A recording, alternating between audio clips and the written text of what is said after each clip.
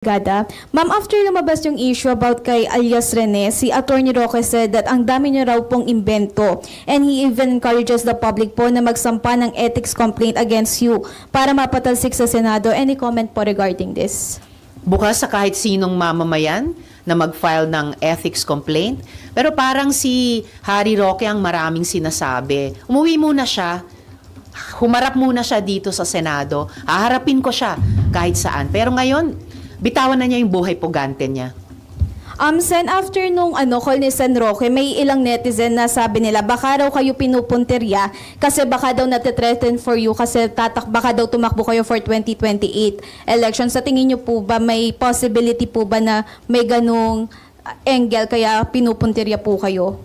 Anything is possible, pero para sa akin, saka na yung ganyang mga usapin na iyan, tututok muna ako dito sa mahalagang isyong ito na may kinalaman sa trabaho ko sa Senado. Kasama na po siyempre yung pagiging Senator Judge sa isa pang importanteng proseso. Thank you po, Sen. Victoria Tulad. Hi, ma'am. Ma'am, may specific cases na kayo in mind against Michael or the people who might be behind this?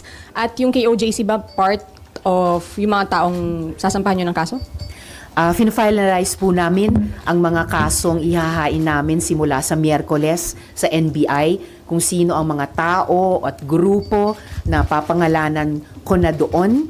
And we will give you the final details before or on the day that we will file that complaint. At kasunod po niyan, gaya ng nabanggit ko kanina, naghahanda na rin po kami ng mga criminal complaints. Raymond De Paz, DZRH. How does it feel? Ako personally, nakita ko yung video because it was shared by one of your colleagues.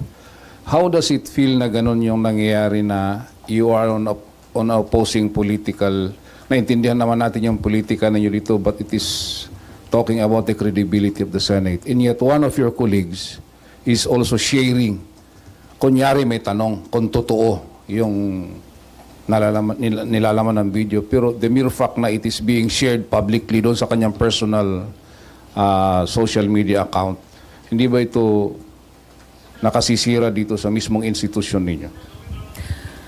Para sa akin, kaming mga senador, dapat nag-share kami ng katotohanan. Dapat hindi kami nag-share ng fake news. O tulad ng mga AI-generated video, dapat hindi kami nagpapadala o lalong hindi kami mismo ang nag-share ng anumang fake news. Okay. Thank you po, Ma'am Gonzales. Ma'am, dun po sa mga balak ninyong kasuhan on Wednesday, can you share kung meron po bang malaking personalidad? Will there be any politicians or political group? Kahit po in general lang. Well, truly, pina-finalize pa namin yung kasong ihahain sa Miyerkules plus yung mga kasunod na criminal complaints. Kung merong mang malalaking tao o malalaking grupo, basta't di tulad ng mga nag-imbento nitong video na ito, halimbawa, meron kami ng lahat ng mga resibo para pagbasihan ang anumang mga kasong ihahain ko. Okay, next po, Robert Mano. Good morning, ma'am. With the recent incident, ma'am, nakikita nyo ba na hihina yung isinagawa niyong investigation because sa pag-recant niya, magpapahina because baka sabihin na, hindi, mahina naman palang kumuha ng mga testigo at nagbabayad pala kayo ng testigo?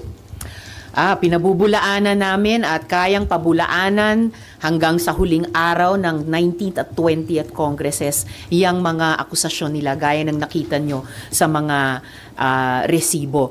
Definitely the contrary ang epekto nitong mga ginagawa nilang fake news. Sa pakiramdam ko po, lalo lang lumalakas yung findings at recommendations ng aming investigasyon laban kay Apollo Kibuloy at sa KOJC. At muli, hindi lamang si Michael ang testigo. Maalala po natin, 14 sila ni hindi siya ang star witness. At yung iba sa 13 pang witness na yon ay nag-reach out na sa opisina ko para sabihing handa nilang patunayan. Sabihin muli na sila'y nagtestigo ng malaya at hindi sila binayaran. At sisiguraduhin ko rin na yung committee report, draft committee report namin dito sa investigasyon laban kina Kibuloy at sa KOJC na muli, salamat kay Sen. Rafi, siya ang unang pumirma niyan.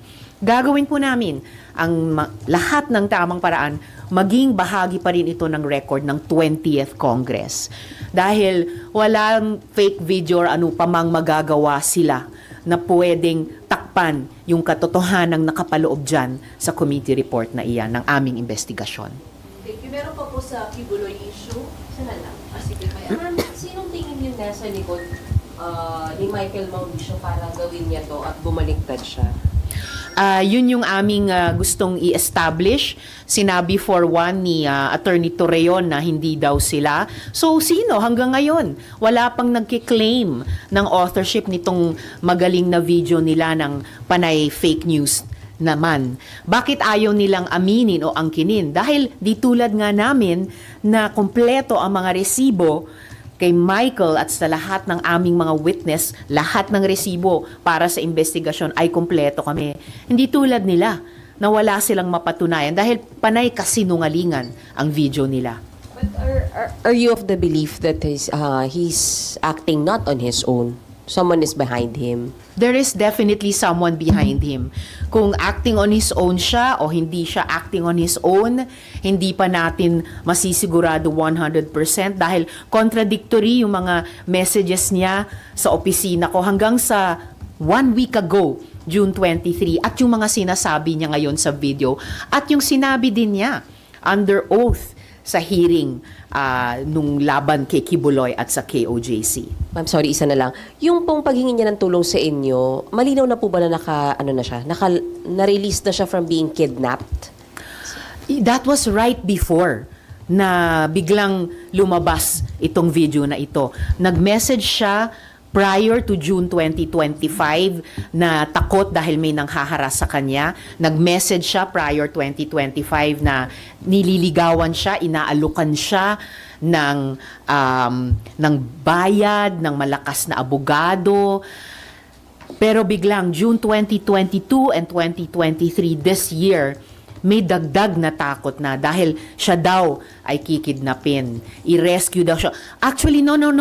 Nandun na siya kasi sinabi niya dun siya dinakip sa Glory Mountain. So yung huling mga messages niya, nakidnap na siya. He was already being held against his will. Kaya humihingi na siya ng rescue.